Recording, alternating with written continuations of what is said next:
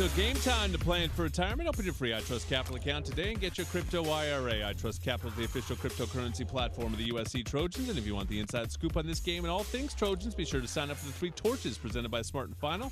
It's a free newsletter that'll hit your email inbox 3 times a week with game info, player insights, and more. Go to usctrojans.com/3torches and sign up. Jordan Moore, Sean Cody Keeley, our weekly football roundtable and the final week of football season, I guess, or this is our bowl preview show. We're going to do a little signing day recap, but let's start with the bowl, guys. It's USC versus Texas A&M in the Las Vegas Bowl. It'll be at December 27th, 7:30 p.m. kick. We'll go on at 5:30 with our Trojan Tailgate show as per usual, but pretty good one for the marquee guys. You know, USC, Texas A&M. We'll see what kind of rosters they're able to field at that time of the year. But in terms of getting up for the game, it certainly sounds fun. Yeah, better than El Paso, I guess. That was better for us. I'm sure a lot of people are happier about Vegas. I'm sure our staff and everybody involved is really fired up about going to Vegas as opposed to El Paso, except for Harry, maybe. Yeah, he wanted to go, but anyways, two great names in college sports, and A&M and USC going at it. I don't have a ton of information about Texas A&M yet, Jordan. I haven't dived into. There goes the rest of the segment. Yeah, I haven't dove into my. We're going to count on Keela. I haven't dove into my research of A&M yet. When does that happen? An hour before the game? We get going as the game kind of goes. I kind of start melding a uniform idea about what I'm thinking about the opponent, and that's sometime in the middle of the third quarter is when it really kicks in. Yeah, just like Keely does it. Okay, so this is what I know so far. I still have to do my deep dive, of course. Yeah. 8-4 record. Head coach Mike Elko. He came from first Duke. season. Yes, correct. I think this is a sneaky good A&M team. If you look at their losses, they're all two pretty high-ranked teams. First loss of the season was Notre Dame. They also lost Texas. I think it's going to be a challenge for sure. And like you mentioned, Jordan, what is this roster going to look like for not only USC but also for the Aggies? I don't know. I mean, we're in such a weird era these days where, who's going to be USC starting offensive line? Not only because transfer portal, but also do guys sit out because there's some older guys? It's really a question mark. So we can preview the teams, but who is going to be on that field come December 27th? Yep. Who knows?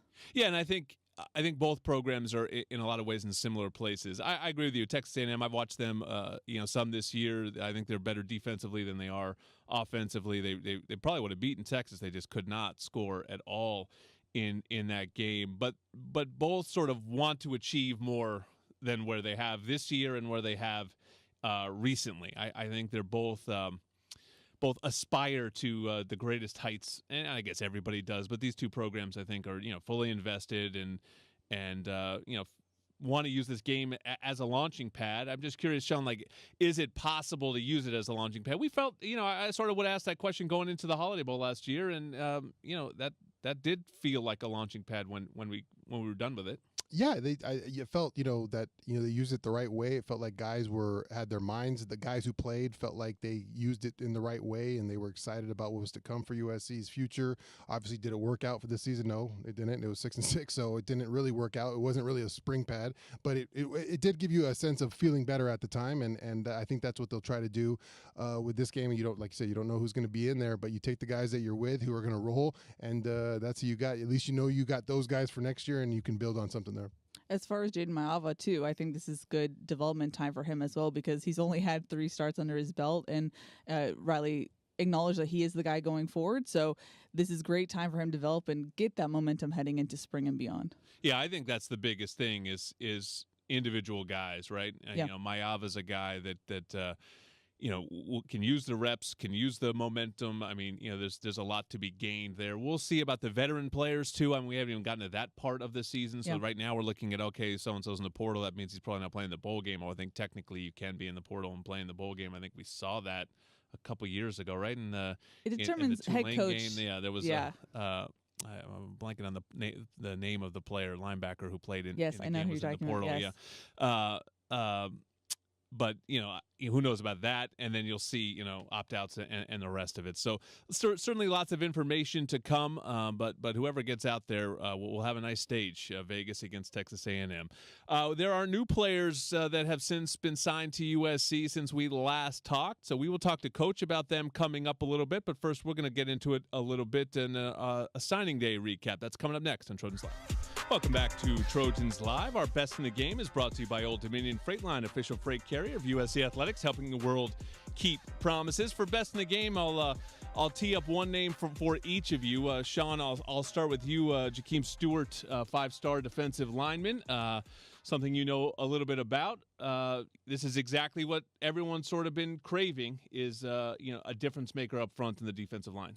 Yeah, and I think if you watch the team this year, it was something that was absent, that ability to create havoc in the backfield, and finding somebody like Jakeem, his length, his size, and how big he is, it's certainly a great get for a USC.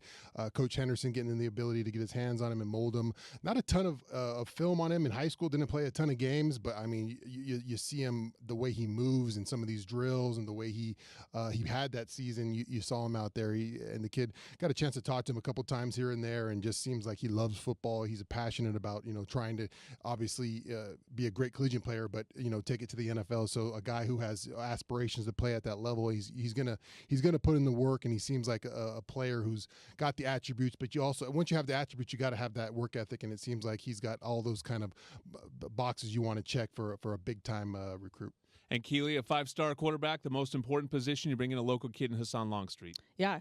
First of all, put the fences around Southern California. I know USC fans are clamoring for that, but he has an arm. I don't know if you guys have watched his tape, but he is a powerful arm. I'm excited to talk to Cody eventually about Hassan, because I know he was excited about him as well. But I think that's a guy who Riley said that throughout the process, it just became clear that he was the guy they wanted to put the trust in as far as leading USC in the future. And I just think it's interesting how it seems like he's a team-first guy in that sense. So it seems like they're happy with who they got there. Well, Lincoln Riley can tell us all about it. He's coming up next on Trojans Live.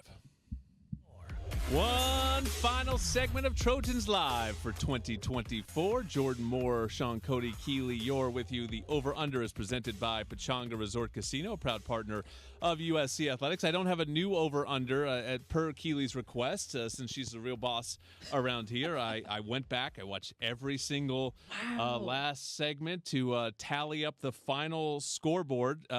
You guys are not very good at this segment. I just want you to say it was a lot of You're not very good at threes. making the lines either. Actually, I'm really good at making the lines. I have some evidence at that. Some of them not so great, but some of them I was pretty good at.